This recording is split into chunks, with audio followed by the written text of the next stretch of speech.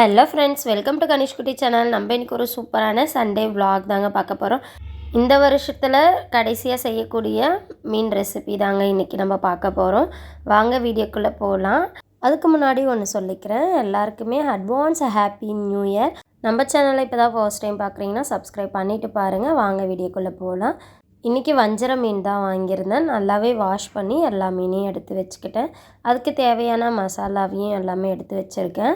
ஒரு கடாய் எடுத்துக்கலாம். அதில் ஃபஸ்ட்டு மஞ்சள் தூள் சேர்த்துக்கிறேன். கூடவே தனி மிளகாய் தூள் 1.5 ஸ்பூன் அளவு சேர்த்துக்கிட்டேன். 1 ஸ்பூன் அளவு சால்ட்டை சேர்த்துக்கிறேன்.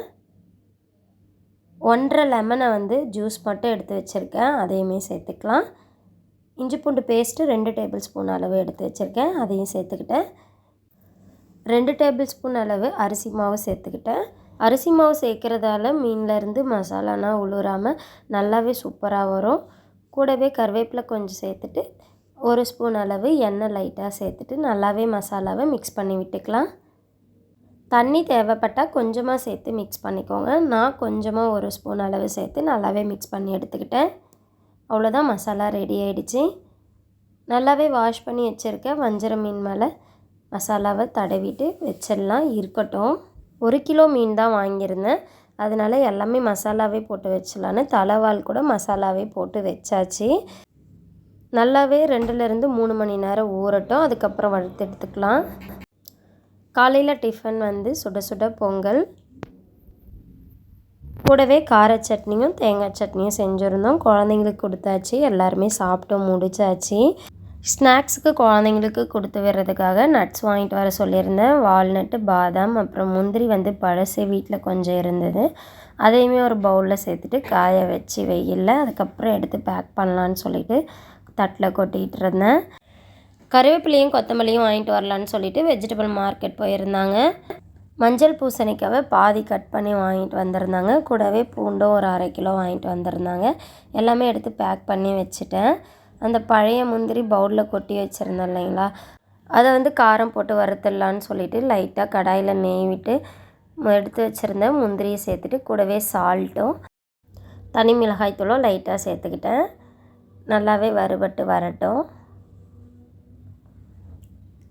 பாருங்கள், நல்லாவே வறுபட்டு வந்துருச்சு. இப்போ ஒரு பவுலில் சேர்த்துட்டு கொஞ்சம் ஆறின பிறகு சாப்பிட்டா தான் நல்லாயிருக்கும். உடனே சாப்பிட்டோம்னா கொஞ்சம் நமத்து போன மாதிரி இருக்கும், அதனால் நல்லா ஆறட்டுன்னு வச்சுட்டேன். அதுக்குள்ளார மதியத்துக்கு ரசம் வைக்கலான்னு சொல்லிவிட்டு ரசப்பொடி என்னுடைய ஹஸ்பண்ட் வறுத்து அரைச்சி வச்சுருந்தாங்க. இதில் என்னென்ன சேர்த்துருக்காங்கன்னு பார்த்தோம்னா 3 காஞ்ச மிளகாய், 1 ஸ்பூன் தனியா, 1 ஸ்பூன் ஜீரகம், மிளகு 1 ஸ்பூன், கூடவே 1/2 ஸ்பூன் அளவு கடலைப்பருப்பு, இதெல்லாம் சேர்த்து வறுத்துட்டு அதுக்கப்புறம் ஆற வச்சு மிக்ஸி ஜாரில் சேர்த்து நல்லா பொடி பண்ணிவிட்டு புளி தண்ணியில் சேர்த்து ரசம் நம்ம நார்மலாக வைக்கிற மாதிரி ரசமும் சூப்பராக ரெடி ஆகிடுச்சு, வச்சாச்சு. அதுவும் இல்லாமல் சாதமும் ஒரு பக்கம் வேக வச்சுருக்கேன், அதுவும் வெந்துட்டால் வடிச்சிட வேண்டியதான். அதுக்கப்புறம் மீனையுமே நம்ம வறுத்து எடுத்துடலாம். ரசமும் நல்லா சுட சுட ரெடி ஆகிடுச்சு. மீன் வறுக்கிறதுக்காக தவா வச்சு தேவையான அளவு எண்ணெய் சேர்த்துட்டு மீனை போட்டு நல்லாவே திருப்பி எடுத்துடலாம் செவந்த பிறகு. அவ்வளோதாங்க, வஞ்சர மீனும் நல்லா சுட சுட வறுத்து எடுத்தாச்சு. மீதி இருக்கிறத தவாவில் போட்டிருக்கேன், வெந்துட்டுருக்கு. பச்சை மிளகா, வெங்காயம், பெப்பர்னால் போட்டு சூப்பராக ஆம்லேட்டுமே ரெடி பண்ணி வச்சுருக்கேன். மதிய லஞ்சுக்கு எல்லாமே ரெடி ஆகிடுச்சு, சாப்பிட வேண்டியது தான். என்னென்ன செஞ்சுருந்தோம்னு பார்த்தோம்னா சுட சுட வஞ்சர மீன் வறுவல், சுட சுட ரச சாதம், கூடவே சுட சுட ஆம்லேட், இது எல்லாமே சாப்பிட்டு முடிச்சாச்சுங்க. டைம் ஈவினிங் 4:30 மணி ஆகுது. நட்ஸ் எல்லாமே வெயிலில் படிக்கட்டில் வச்சுருந்தேன், எல்லாமே காஞ்சிடுச்சு. எல்லாமே எடுத்து ஒரு டப்பாவில் போட்டு வச்சாச்சு.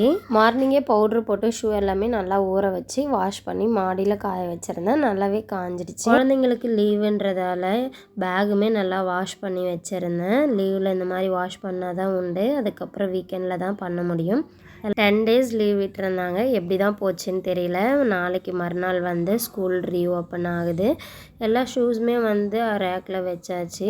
சின்ன வெங்காயம் கொஞ்சம் தண்ணியில் போட்டு வச்சுருந்தேன், நல்லா ஊறின பிறகு தோலெல்லாம் எடுத்துகிட்டு ஃப்ரிட்ஜில் ஸ்டோர் பண்ணி வைக்கலான்னு சொல்லிவிட்டு இன்றைக்கி நாள் இதே போல் தாங்க போச்சு. இந்த வீடியோ உங்களுக்கு பிடிச்சிருக்கும்னு நினைக்கிறேன். பிடிச்சிருந்தா லைக் பண்ணுங்கள், ஷேர் பண்ணுங்கள், சப்ஸ்கிரைப் பண்ணுங்கள். அப்படியே பக்கத்தில் இருக்க பெல் ஐக்கனையும் கிளிக் பண்ணுங்கள். தேங்க்யூ ஃபார் வாட்சிங்.